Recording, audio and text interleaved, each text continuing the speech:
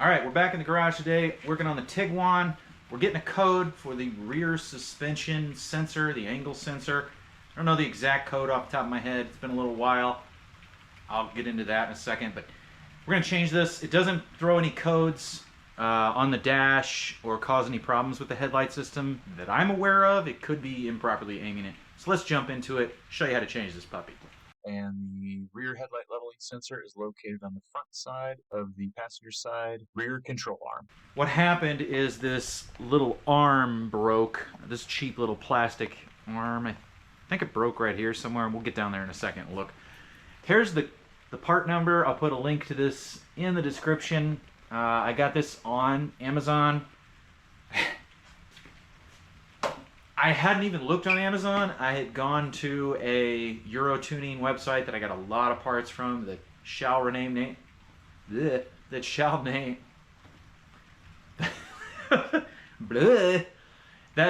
remain nameless, because although I do like shopping there and I like a lot of the things they have there, I don't know if theirs was made of gold or if they're smoking some really good.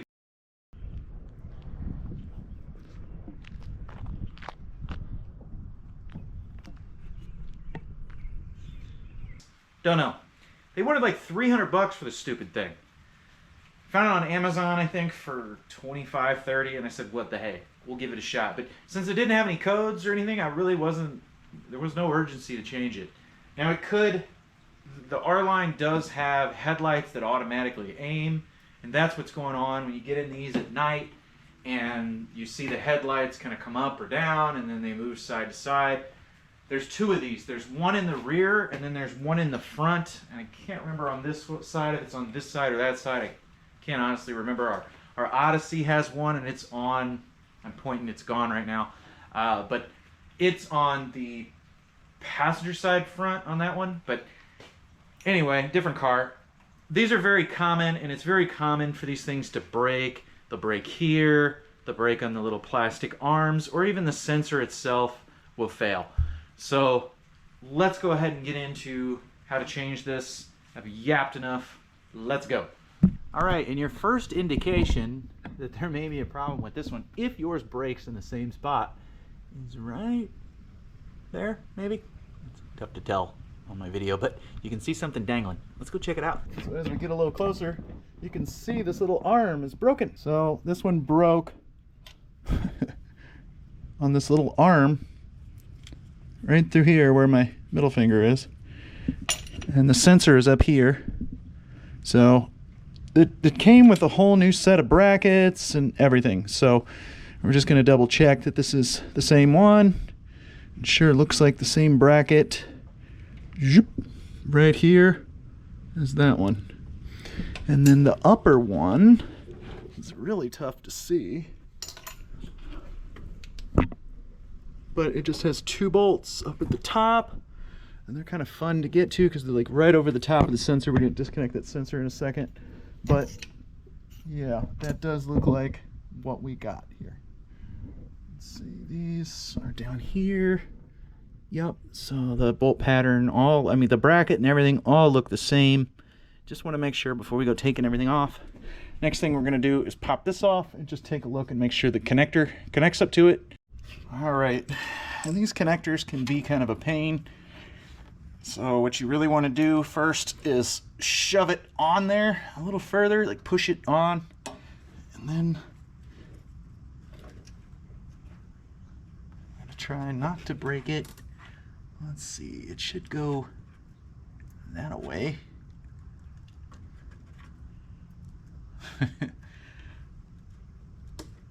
Oh man, come on. All right, these connectors can be kind of a pain sometimes. Sometimes you can get a flat blade in this little blade or in this slot here and kind of tilt it like this to lift it up, but it's really not doing it. So I'm gonna take this tiny little freebie screwdriver, and we're gonna set it right against the edge here like this. And we're gonna slide it into the connector, and we're gonna try and feel for the little tab. Aha, I felt it. All right, and we're gonna slide it in there, and then we're just gonna take the connector and pull. Easy peasy. All right, and I'll show you what I did here. Okay, so what I tried to get was the flat blade under this to lift this up, right here. So you can tilt this piece, so you kind of sometimes get a flat blade along here, but this is kind of in the way. With the way this was situated, I could have tried to kind of come in from under here and kind of pry it like this to get that little piece to move. Let's see if we can get it to where you can see it. Oh, like that. That's what you're looking for it to do. And by pushing it further on, sometimes what happens is they'll get stuck. So they'll like grab on this edge and you'll go pushing, you'll go doing this number and it won't actually physically move. It'll be stuck on it. So if you push it all the way past it, it pushes that little, this little tooth is kind of catching it like this. And if you push it past it, it allows it to go past and then lift up, because they're kind of doing this. And so you're trying to like work this one up and it's kind of stuck on it. It doesn't want to release from it. And so going past it and pushing the connector further on kind of allows that little tooth to go right here. So when you go actuate that other piece, it's actually lifting it up and allowing it to pass. So that's why pushing the connector really helps a lot. So let's get the connector up out of our way. Let's find the size of Torx we need. All right, and this is a T25.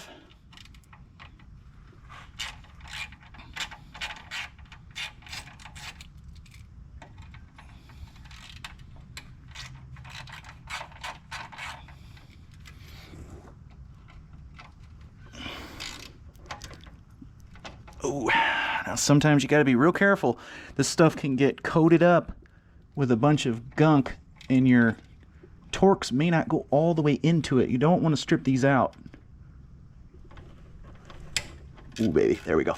So sometimes you might have to take a pick and dig the gunk out of the center of this bolt in order to get it out. And yes, they called it a bolt. It's like a screw, but they call it, these kind of type of fasteners, they typically call them a bolt. So you can kind of see how covered in filth it is.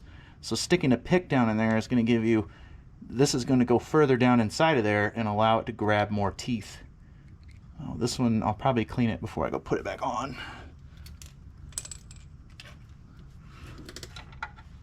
But that's just another trick that can really help you when you're trying to get a fastener out, especially in an area like this where they're prone to getting a lot of stuff inside of them.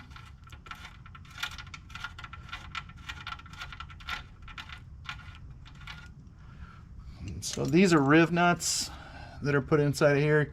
They're actually a nut that they push in or put in from this side, and although you can get to the back side of this and put a nut on it, they didn't do that. So if one of these is stripped out, you can reach back here and I can feel where the screw would come through. So you could put a nut on it, potentially a longer screw and a nut on it if you had to, instead of replacing that riv nut if it strips out.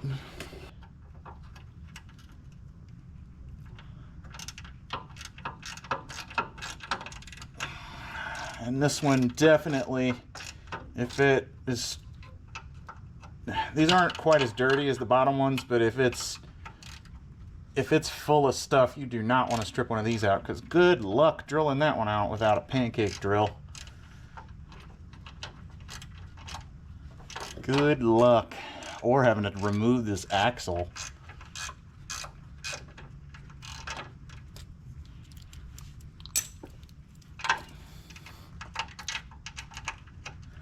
If it were me in that scenario, I'd probably cut it off. Take an angle grinder, take the sensor off, take the angle grinder and cut this bracket flush, and then cut the heads of the fasteners off, and then extract the screw. I don't know what the heck I'd do. It just wouldn't strip it out. I wouldn't put myself in that situation. But if you found it stripped from some other yahoo, good luck. I guess you could avoid taking the whole bracket off and just take these out and replace the sensor too. We're gonna see if there's any type of adaptation or anything like that we have to do. I mean, it wasn't working, it wasn't connected before, so. Okay, so it's off. Now we can put the new one on. I'm just gonna take this, and I did exactly what I said I shouldn't do, and I wanted to make sure this puppy connected before I started, and I didn't do that. And it does. Okay. Don't do like I did. Check that before you even take it off. Got ahead of myself.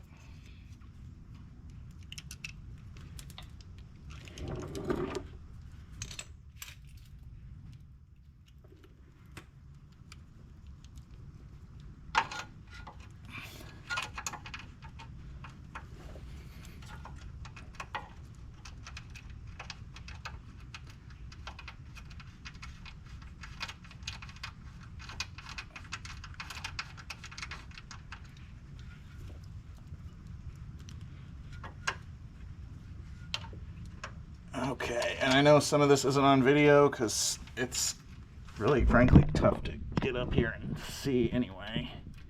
So I'm really on the back side of this bracket. Come on. I'm just going to thread this puppy in as far as it'll go by hand because it's going right in. Okay. And then we'll come back and tighten everything when we're done here. Okay.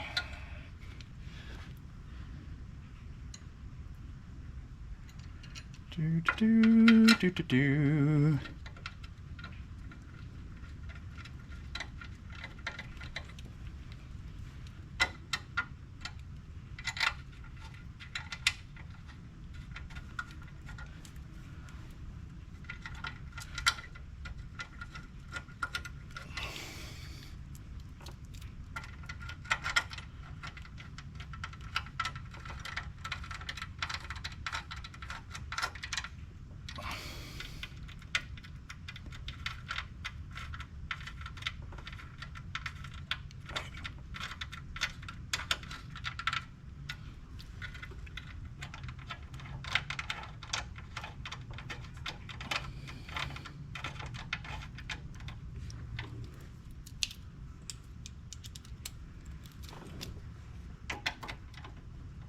Okay, go ahead and snug them up.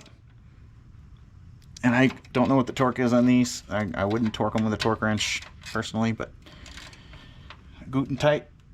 You can see I'm not going like, they weren't like muscled down like crazy. It's literally just holding a little bracket, and this little arm rotates as the suspension goes up and down. It's not a super critical fastener either. You know, obviously if the sensor breaks, you're not going to get any messages or have any faults inside the car. All right.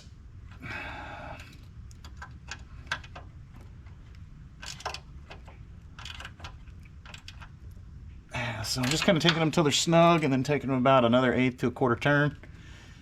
And then we're just going to take this sensor, or the connector rather, and plug it into the sensor.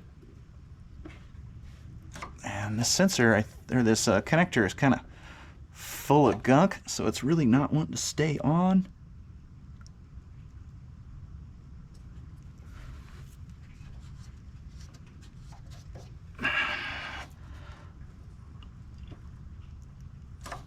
It's going to want to keep falling off almost. Nice.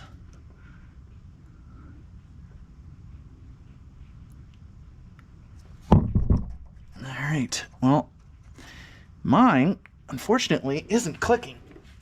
Oh, there we go. I spoke too soon. Ay. Alright, it clicked, and now I'm yanking on it, and it won't come off. That's what you want. I had to kind of work it on and off a few times to get it to where it was. Finally not or actually would click. That's done. I don't know if there's any adaptations to run, to be honest with you, and I don't know what you could really do other than give it a 0 position where you know it's flat and level, but I don't really know that my garage is flat and level either. I'm going to go ahead and look that up, but as far as I'm concerned, it's done, at least the mechanical portion of it. So that's what it looks like. Whoa. So that's what it looks like with a correctly, one that's not broken on there. Good to go. All right, here is the sensor, and I've tried turning this and it will not turn. The new one would just go whee spinning around. It will not turn at all. So that's what happened is this, it gets a bunch of grit inside of here and this little bearing, and it dries up and hardens up, and then you hit just the right bump. Ka-snappo. Kablamo! All right. That's the carnage. Let's throw this in the garbage. All right, and I ran my VCDS cable from the OBD2 port out to my laptop. So this is VCDS. You can buy this software and this cable at a website called Ross-Tech. These guys are awesome. This thing is a phenomenal tool. It's $200 for the cable. It comes with the software and everything. Updates, the software updates, those are free. So I've upgraded mine to the 10-VIN one, and you can do that by paying a little bit extra right off the bat, or buying an upgrade later to upgrade from 3 to 10. After 10, you upgrade to unlimited. All right, so this is kind of what the software is going to look like for you. We're going to go to auto scan, and this is going to scan every system in the car, and I'm going to click start right there, and then that's going to run through every single controller. Now these cars are not like older cars, so you're going to see a bunch of stuff pop up here, and you can see it's going through a bunch of different systems. Let's move this little puppy over maybe. Nope. It's just going to keep doing it. I'll show you when it's done. These cars are not like other cars. Well, modern cars are a lot like this, but these VWs and Audis, this will work on both VW and Audi. Every single system has a computer. So it's not where you have, say, an engine control module, a transmission control module, and a body control module like this car would have, or other cars. This one's going to have a module for everything, a module for the stereo, a module, some of them I've seen them to where they have a module for each window motor, a module inside of each lock unlock actuator. And the list just goes on and on and on. HVAC, yada, yada, yada. So there might be like 30 to 60 computers on your car. I've never counted up how many this one has. We'll see. We'll scroll through it, but when it's done here. But my point is, it's going to activate. You can kind of hear that humming. I think that's the ABS module back here that hums. You can hear it kind of humming. It's got power on it right now. So I've put a little charge plug. I ran it through, and this thing's awesome for the winter time too. You don't have to get this Harbor Freight one, but this just keeps it topped off. It goes up to the battery, charges it, a little tender. It'll make your batteries last longer too. So I would have that, or I'd go ahead and break out my battery charger and hook it up and keep it on a battery charge while you're doing this, because running VCDS for any length of time, you can see it's still going through checking stuff. It's just wrapping it up. It's almost done. It's going to run all those modules. It's going to pull a lot of power. It's going to drain your battery super duper fast. All right, so we've got every single one of these lines here is a system. So there's an engine control module, transmission control module, ABS brake control module, yada, yada, yada. Any of the ones that are red have an issue. So we're going to scroll down here. You can see that there's up to address 77. There's not 77 through here, but there's quite a few. Engine, we've got system voltage. So the system voltage too low, I had the doors open earlier. You'll get those faults quite a bit on these cars if you don't have it on charger. All right, performance malfunction in cooling system. That's a new one. I'm gonna have to look into that one. Interesting. All right, but we're going to look for this one with the suspension. I'm trying to find it. Antenna. So when you have a system low voltage, you're going to have all kinds of other issues. Here's another low voltage issue here. So it shows the voltage dropped to 8.5 volts. We did have an issue with the car the other day where the battery died on it. A light, I think, was left on. So a lot of these codes in here are going to be from that. We're going to clear it here in a minute. But I'm looking for this code. Instruments. Where in the world? Steering control lock. Insufficient voltage. Seat memory. So there's a computer for seat memory. Again, low voltage. This is all resulting of a battery issue right now. We're going to clear all of these. So if you ever open this up, you're like, oh, there's so many codes. And you're always, if you don't have satellite radio, you're always going to have a code.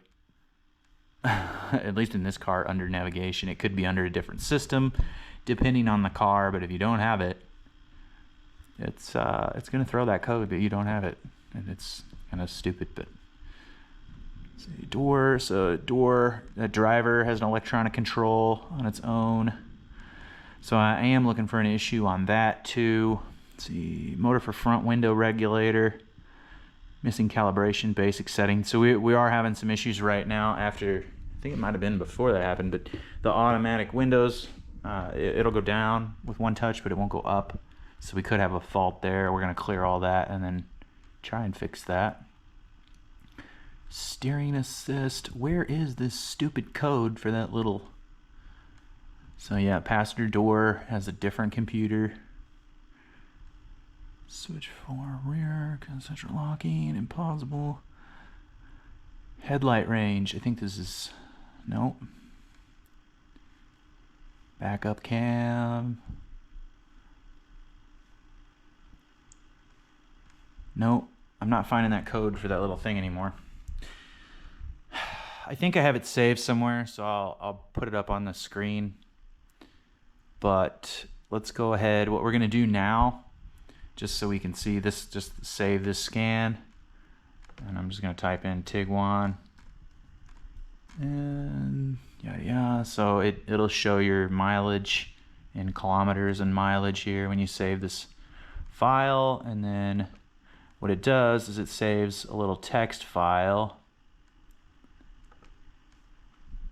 So it'll have all kinds of stuff on your car. Let's see, let's close that out. Done. Let's not close the session entirely just yet, but it saves it as a text file, which is awesome. I can look up anytime I've scanned my cars. I can go back and look everything up. All right, so I'm still getting quite a few codes. I'm gonna have to address some of those. Let's try and go in here and see if there's a control module that we can go ahead and set that suspension sensor. All right, I finally did it. So what I ended up doing to flag this code was go back under and disconnect the connector on the sensor we just replaced. And it is in, on this car anyway, address 55, headlight range. So we're getting rear left, ride sensor, height sensor. So right now I have it unplugged, so it's saying open or short to plus. And it's got a MIL on, so, all right. So that tells us what address to look inside of, and that's an important key. I'm gonna go ahead and plug it back in now that we found out which section to go into, so we can see if there's any type of test to do on it. Now I looked back through some of my previous scans to try to find the specific code I was getting for it with the problem it had, and I couldn't find any of those yet, at least. So if I do, I'm gonna put them up there and show you the fault that I was getting, but I don't think it was telling me that it was open or short to plus. That would mean there was more of a wiring problem, right? Because I just disconnected it. It has no power, so it's freaking out. But that's an easy way, a surefire way. If you don't know where a sensor is on these, this running VCDS the first dozen or so times you use it can be a little overwhelming, and it's tough, frankly, to figure out where things are, and I still don't know where everything is, and it varies from car to car to car. So the most surefire way is just, if it's a sensor you replaced or something you want to do a check on, just unplug the dang thing, run a auto scan, which scans everything, and then it's going to come up and tell you what system it is on. So, all right, so I cleared all those codes. Now we're going to go into select control module. This allows you to select whatever control module you want to look at. So we were looking at 55 is what we want to go into. And by the way, these are the different systems that this one has. So what, 6, 12, 18, 24 different controllers. Okay, so we can do output tests. We can come up here. Okay, we don't need any of those output tests. We can look at adaptation as well. Okay, presentation mode.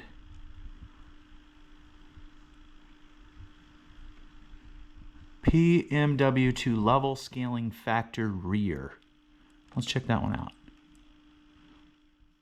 Stored value, new value. Okay, so this is a way that you could adjust it. Now, I'm not going to go and adjust anything here.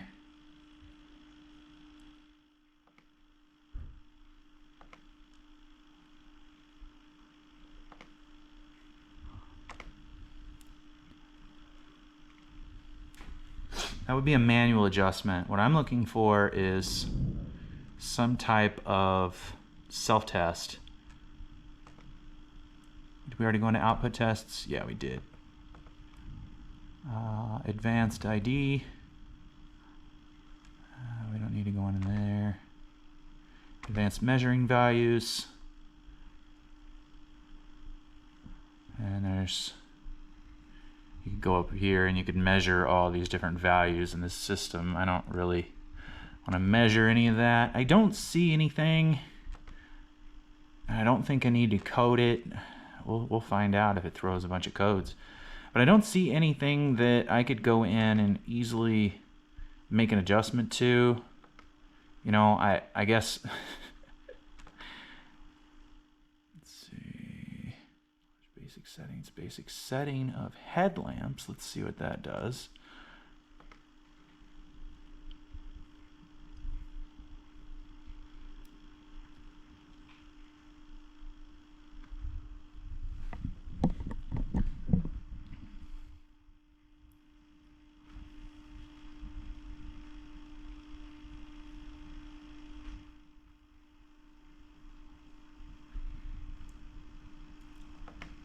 Some of these type of tests will just keep running. Done, go back. So I don't see anything in here. 96428.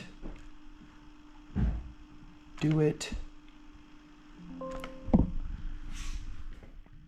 So sometimes you have to do security access to get certain features unlocked to you, essentially.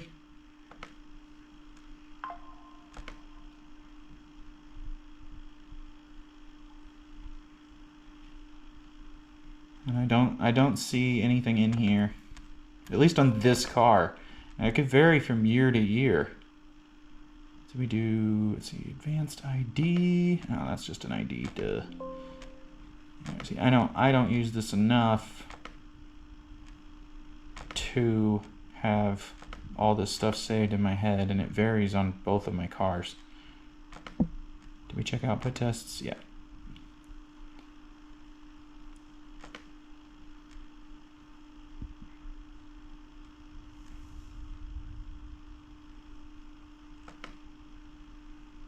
All right, well, I don't see any type of programming to do on this. We'll find out if it throws codes.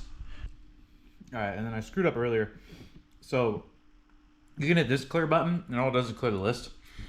You have to hit this clear button to clear your DTCs, so your codes.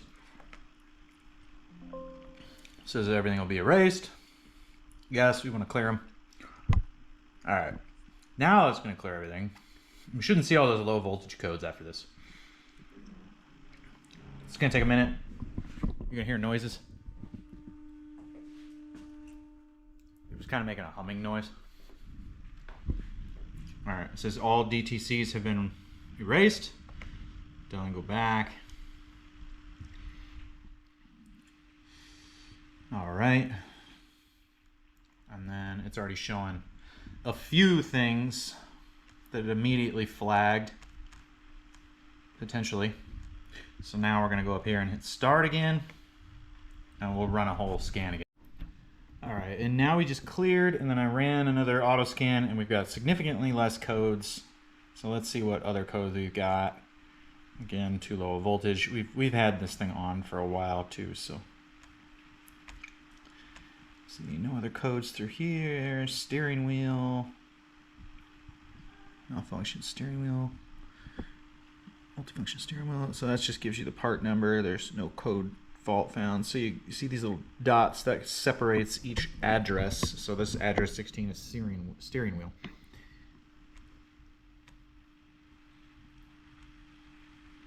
Media player 3. Nothing's plugged in, so it can't be reached. Nav.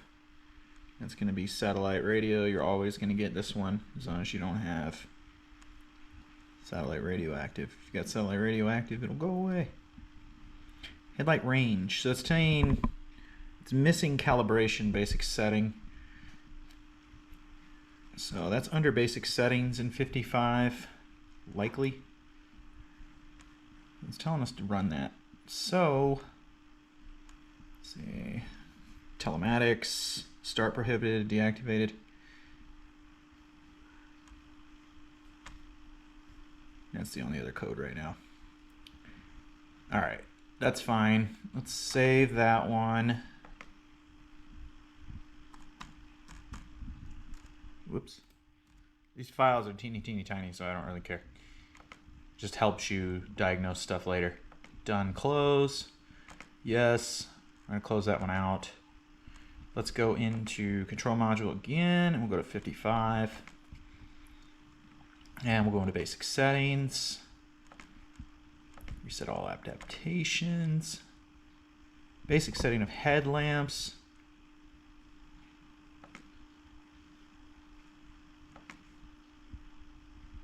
Let's just run this and see.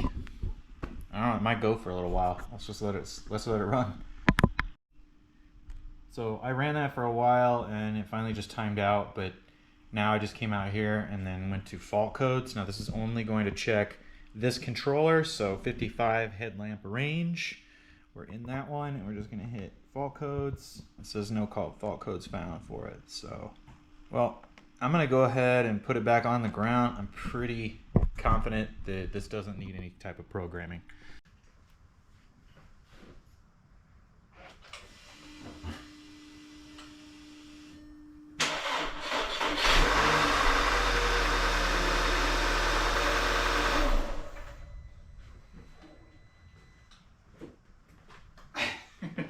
I don't know if you heard that, but that was an extremely weak start.